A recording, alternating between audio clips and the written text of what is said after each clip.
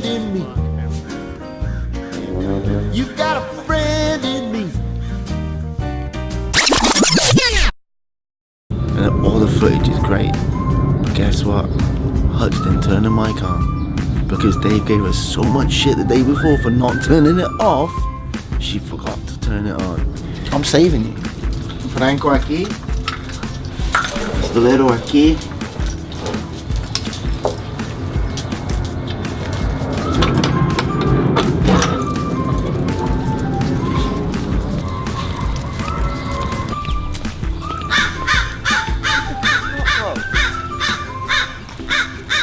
Unless you're warning us.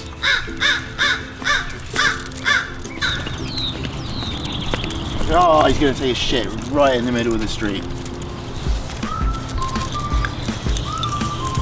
He's got all of this grass. Shut up!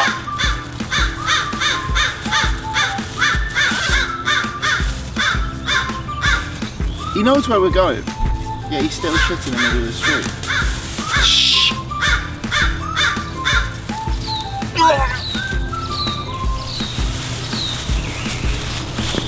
You live here.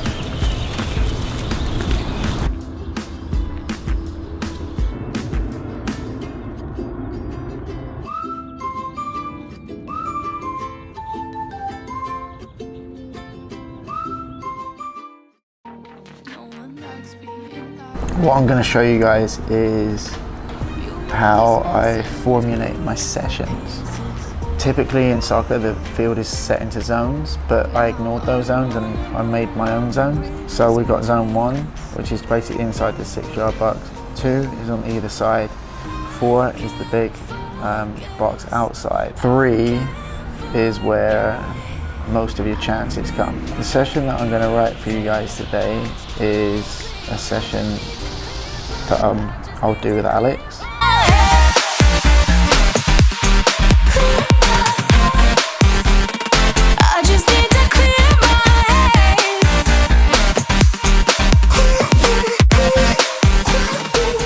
So if you're a trainer, a few things I recommend that you get. Number 1 is the iPad Pro. It's an investment, but it replaces all your paper and your sessions are saved on it. Number 2, Apple Pencil. Number 3, an app called GoodNotes.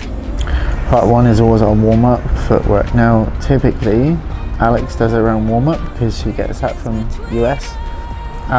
Most of Alex's misses come in zone 3. And I've watched the video and I can see that they come when she's got her back to the goal. So what we'll work with 3 mannequins. You don't need mannequins, you can just use cones. And she's going to go left and right, and I'm going to pass the ball to her. What we've discovered with Al, and that's me and Alex, is that she needs to get the shot off quicker off her foot.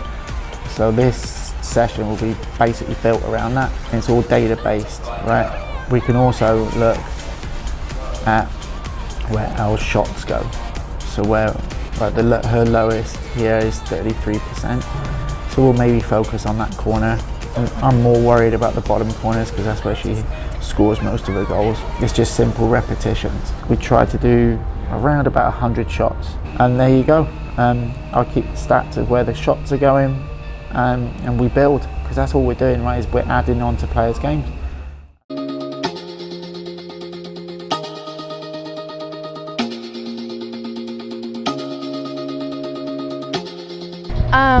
What about you, Shay? My parallel from soccer to life is kind of similar, actually. It's like you're not always going to have your best game and you're not always going to have your best day, but it's life in soccer, like your performance is always going to be like up and down, and you just have to flow with it and you'll get better. How old are you? Could you have picked a better kid? I know, how old are you? 14. How profound is that? Excellent. Yeah. Shitty days. Oh yeah. Like I have days, and I always hope it's a Wednesday because I know Wednesday night that lot will like cheer me up.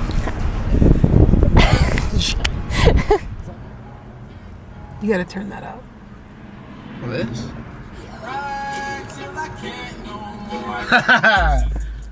What were we talking about? So with the Women's League, Right, all that needs to happen is that a brand comes in and offers the players boot deals, right? Because these players are earning 17, 18 grand minimum, right?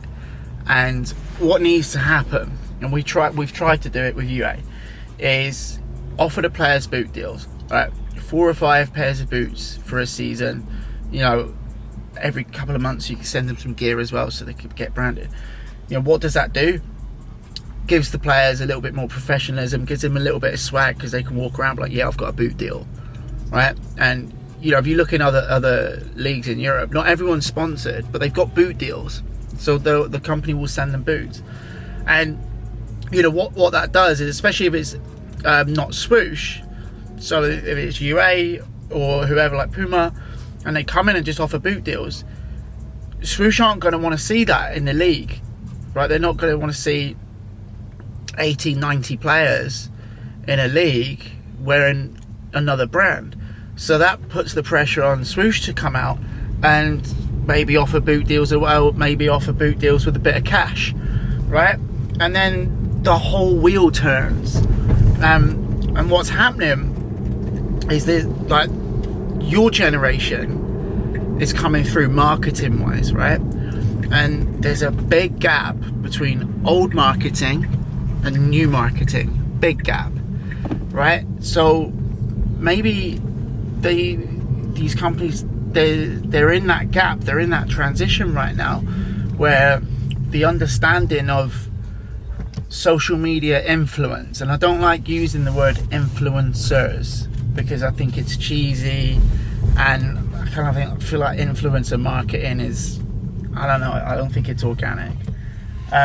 But there are people who truly have influence. You're investing in women's football, you're making the players more professional, and you're with, say you sign 50 players, the influential sphere of those 50 players, they're going to reach 50,000 youth players. When they start bragging about the boots that they're wearing, what do those players want to do? They want to buy those boots because they're favourite players in the boots. And that's what they need. That's what they need to do, just to help push the women's game in this country to where it needs to go. And I feel like that's where the new media people coming through are going to get it, and we're going to start seeing budgets for that type of deals.